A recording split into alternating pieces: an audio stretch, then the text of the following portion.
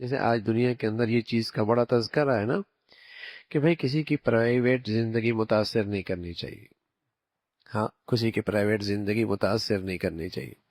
تو یہ شریعت نے سارا صدیوں پہلے اس بات کی تلقین فرمائی ہے کہ ایک آدمی اپنی پرائیویٹ زندگی میں ہے، اپنے گھر میں ہے، اپنی نجی زندگی میں ہے، اپنی کسی خاص مصروفیت کے اندر ہے، اور اس کے پاس کچھ فائلیں پڑی ہیں، کچھ کاغذات پڑے ہیں، کچھ ڈاکومنٹ پڑی ہوئی ہیں، کچھ راز کی چیزیں پڑی ہوئی ہیں، تو تم ایسے ہی اندر مت داخل ہو، اجازت لے لو تاکہ وہ ان چیزوں کو سنبھال لے جس پر لوگوں کی نظر ڈالنا اسے پسند نہیں ہے، جس سے لوگوں کا آگاہ ہونا اسے ناگوار ہے، جسے وہ لوگوں سے چھپانا چاہتا ہے، جو لوگوں کو بتانا نہیں چاہتا. تو پہلے وہ چیزیں سمیٹ لے، چاہے اس کا اپنا ذاتی دفتر ہے، چاہے اس کا ذاتی گھر ہے، جو بھی اس کی پرائیویٹ زندگی ہے. تو وہاں جب داخل ہو تو پہلے اجازت لو. اب اس کے پاس کچھ ایسے کاغذات ہیں، کچھ ایسا سلسلہ ہے، ایسی دستاویزات ہیں، کچھ ایسے اس کی راز کی باتیں ہیں، کچھ ایسی انفرادی چیزیں ہیں، وہ نہیں چاہتا کہ اس حال میں کسی کی نظر پڑے. تو اجازت لو، اجازت لو تاکہ اسے پتہ چلے باہر کون ہے، اور اس کے مطابق پھر وہ اندر کا ماحول بنا لے، اندر کا ماحول بنا لے.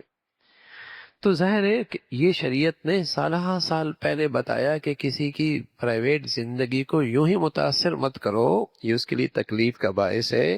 اجازت لو. تمہیں اپنے کمرے میں داخل ہونے کی اجازت دے دے، دفتر میں آنے کی اجازت دے دے، اپنے گھر میں آنے کی اجازت دے دے، اپنی نجی زندگی کے اندر تمہیں آنے کی اجازت دے دے، نہ دے واپس چلے جاؤ. اس لیے کہ بہت ساری چیزیں ایسی ہوتی ہیں جو ہر آدمی کو آدمی نہیں دکھانا چاہتا، اور ہر آدمی کے سامنے اسے نہیں رکھنا چاہتا، اور ہر آدمی کی اس کے اوپر نظر پڑے اسے پسند نہیں ہے. تو ایک آدمی آیا اور فوراً اندر داخل ہو گیا، نہ نہیں، ایسا نہیں ہے. تو یہ ایک شریعت کا اصول ہے جو صدیوں پہلے شریعت نے مقرر فرمایا. فرمایا دیکھو اس میں تمہارے لیے بہتری ہے، اس میں تمہارے لیے بہتری ہے. اس لیے شریعت نے فرمایا کہ پہلے اجازت لو، اور اجازت کے ساتھ جب داخل ہونے لگو تو سلام کرو. اور اجازت لینے کی کئی صورتیں ہیں. آدمی گھنٹی بجا سکتا ہے، موبائل کے اندر میسج دے سکتا ہے، دروازہ کھٹکھٹا سکتا ہے. ہزار صورتیں ہیں آج نئی دنیا کے اندر اجازت لینے کی اور خبردار کرنے کی. تو اس کا تذکرہ فرمایا. ہاں، کوئی عوامی مرکز ہے اور عوامی جگہ ہے جہاں پرائیویٹ زندگی کا کوئی سلسلہ نہیں ہے، ہر شخص کا آنا جانا ہے، تو وہاں اجازت لینے کی ضرورت نہیں ہے. ایئرپورٹ ہے، اسٹیشن ہے، ایسی کوئی عوامی جگہ ہے تو وہاں اجازت لینے کی ضرورت نہیں.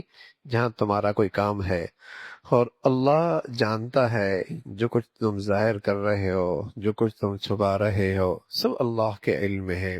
لیکن تمہیں معاشرتی زندگی کا یہ ایک ادب بتایا ہے.